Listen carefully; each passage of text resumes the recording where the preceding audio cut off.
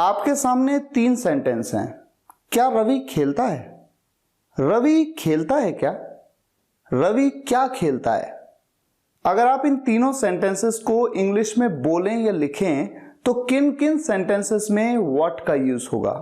किसी भी interrogative sentence में WH फैमिली मेंबर जैसे कि what, why, which, how, where, when, इनसे रिलेटेड डाउट्स बहुत सारे स्टूडेंट्स के मन में है। आज हम इसे क्लियर करते हैं और एक डाउट और हम क्लियर करने वाले हैं। Whatever, whatsoever, whenever, whensoever, whoever, whosoever, इनमें क्या डिफरेंस है?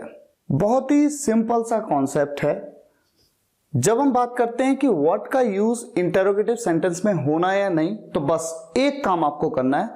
आपको ये सोचना है कि जो इंटरोगेटिव सेंटेंस पूछा गया है, जो क्वेश्चन जो पूछा गया है, उसका आंसर आप यस या नो में दे सकते हैं या नहीं दे सकते। मेरा कहने का क्या मतलब है? देखिए 3 एग्जाम्पल मैंने आपके सामने रखे थे। पहला एग्जाम्पल, क्या रवि खेलता है? इस क्वेश्चन का आंसर आप यस या नो में दे सकते हैं। आप कह सकते हैं यस या आप कह सकते हैं नो, हां या ना। तो बात क्लियर है।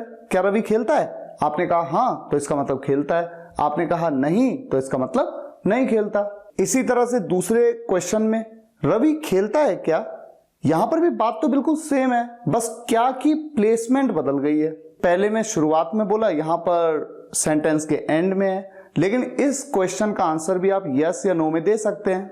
लेकिन तीसरा क्वेश्चन देखिए, इस क्वेश्चन का आंसर आप यस या नो में नहीं दे सकते। अगर मैं आपसे पूछूं रवि क्या खेलता है, तो आपको बताना होगा क्या खेलता है। फुटबॉल खेलता है, क्रिकेट खेलता है। आप सिर्फ इतना कह देंगे हां या आप कह देंगे ना, तो इतने से काम नहीं चलेगा। तो ऐसा कोई भी इंटरोगेटिव सेंटेंस, ऐसा कोई भी क्वेश्चन जिसका आंसर आप यस या नो में दे सकते हैं, वहां पर WH फैमिली का मेंबर व्हाट यूज नहीं होगा। और अगर आप नहीं दे सकते, आपको बताना पड़ेगा कि वो क्या खेलता है, ऐसे में आप व्हाट का यूज करेंगे। ठीक है। अच्छा, तो ये जो 3 सेंटेंस हैं, इन सेंटेंसेस को कैसे बनाया जाएगा? क्या रवि खेलता है? Does Ravi play? यहां पर व्हाट का यूज नहीं हुआ। रवि खेलता है क्या? बात तो एक ही है, यहां पर भी क्वेश्चन सेम बनेगा, डज रवि प्ले। लेकिन तीसरे क्वेश्चन में रवि क्या खेलता है, क्या खेलता है, इस क्वेश्चन का आंसर आप यस या नो में नहीं दे सकते, इसलिए व्हाट का यूज जरूर होगा। What does Ravi play. इसी तरह का एक एग्जांपल लेते हैं। मान लीजिए मैं आपसे पूछूं क्या आप ऑफिस जा रहे हैं? क्या आप ऑफिस जा रहे हैं? यहां पर इस क्वेश्चन का आंसर आप यस या नो में दे सकते हैं। आप कह सकते हैं यस या आप कह सकते हैं नो। तो जब आप यस या नो में आंसर दे सकते हैं, ऐसे में WH फैमिली का मेंबर यूज नहीं होगा। तो जब मैं ये क्वेश्चन आपसे पूछूंगा तो कैसे पूछूंगा? Are you going to office? यहां पर मैंने वर्ड का यूज नहीं किया। लेकिन अगर मैं आपसे पूछूं आप क्या कर रहे हैं, आप क्या कर रहे हैं, तो यहां पर आप यस या नो में इस क्वेश्चन का आंसर नहीं दे सकते। आपको बताना होगा कि आप क्या कर रहे हैं। आप खेल रहे हैं, आप पढ़ रहे हैं, आप फोन पे बात कर रहे हैं, जो भी काम आप कर रहे हैं आपको बताना होगा। इसलिए यहां पर व्हाट का यूज होगा, व्हाट आर यू डूइंग। अब बात करते हैं दूसरे डाउट की। जब मैंने पिछली वीडियो बनाई थी WH फैमिली मेंबर पे, बहुत सारे स्टूडेंट्स ने ईमेल पे मुझे पूछा कि सर व्हाटएवर, व्हाटसोएवर या व्हेनेवर, व्हेनसोएवर या हुएवर, हुसोएवर में क्या डिफरेंस है, जबकि मीनिंग तो बिल्कुल सेम है। व्हाटएवर कहें, व्हाटसोएवर कहें, मतलब है जो कुछ भी।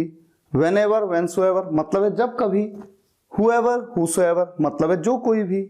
जब मीनिंग बिल्कुल सेम है तो डिफरेंस क्या है? बहुत ही छोटा सा डिफरेंस है।